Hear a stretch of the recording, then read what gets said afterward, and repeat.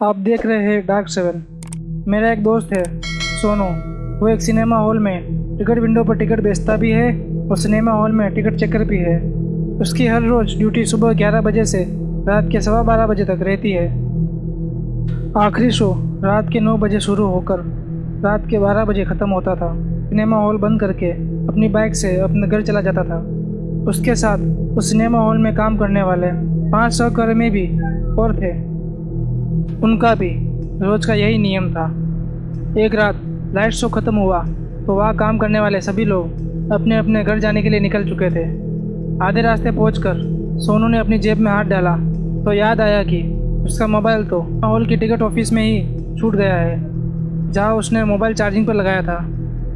वो ना चाहते हुए भी वापस मुड़ा, सिनेमा हॉल की तरफ बढ़ा, क्योंकि सुबह 6 बजे उसके गांव से उसके दादाजी का अर्जेंट फ़ोन आने वाला था। और वैसे भी रात भर मोबाइल चार्जिंग पर रहा तो ख़राब हो जाएगा। यही सोचकर वो वापस सिनेमा हॉल पहुंचा।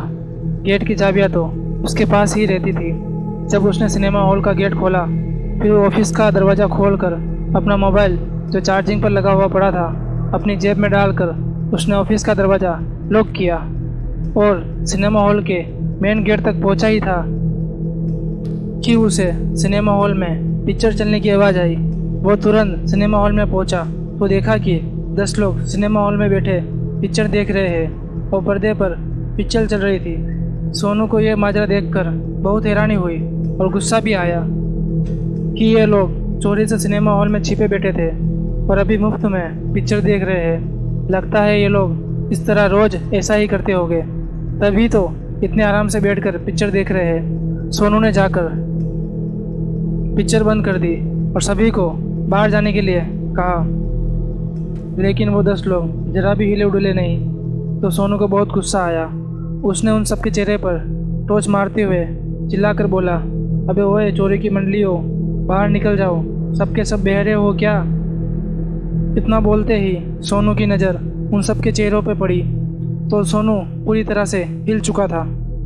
सोनू घबरा कर पीछे हट गया। उन सबके चेहरे बिल्कुल डरावने थे और कटे और फटे हुए थे। उनकी आंखों में किसी प्रकार की जान नहीं थी। सोनू को समझते देर नहीं लगी कि ये लोग इंसान नहीं कोई और है और सोनू तुरंत दरवाजे की तरफ लपका, लेकिन तब तक दूसरा शख्स अपनी सीट से उठकर दरवाजे पर आ गया था और सोनू को एक जोरदार थप्पड़ जड़ दिया। सोनू गेंद की तरह उछलकर सिनेमा के पर्दे पर गिर चुका था। सोनू उठने की कोशिश में था, तब तक वो सभी लोग से अपनी सीट से उठकर एक साथ सोनू की तरफ बढ़ने लगे। कोई भी किसी तरह की आवाज़ नहीं कर रहा था, बस सोनू की तरफ बढ़े चले आ रहे थे। सोनू को समझ में कुछ नहीं आ रहा था कि आखिर क्या करे। वो लोग सोनू के करीब आते जा रहे थे। तभी सोनू की नज़र एग्ज़िट के बोर्ड की तरफ गई। वो दरवाज़ा खुला ही था और सोनू के पास ही था। सोनू तुरंत ज़ोर से दौड़कर एग्ज़िट डोर से बाहर आया और दरवाजे की कुंडी लगा दी। फिर सीढ़ियों से उतरकर घूमता हुआ मेन डोर की तरफ पहुंचा और फटाफट गेट बंद करके जेब से चाबी निकाली और ताला लगाकर अपनी बाइक चलाई और वहां से भाग गया। मेन हाईवे पर पसीने से लथपथ जब वो पहुंचा तो उसने अपने कलीग को और दोस्त को फ़ोन लगाकर सारी बात बताई। वो दोस्त उस सिनेमा घर में बहुत पुराना काम करने वाला था।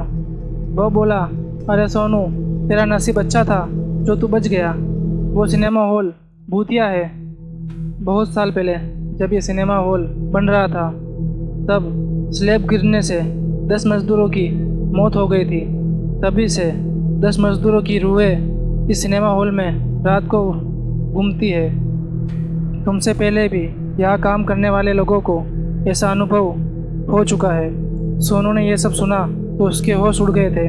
उसके बारे में जब वो घर पहुँचा तो अपने मम्मी पापा को बताया तो सोनू के मम्मी पापा ने सिनेमा हॉल में काम करने के लिए सोनू को मना कर दिया था। उस दिन के बाद सोनू उस सिनेमा घर में फिर कभी नहीं गया। अगर ये कहानी आपको अच्छी लगी हो तो वीडियो को लाइक करें और चैनल को सब्सक्राइब करें।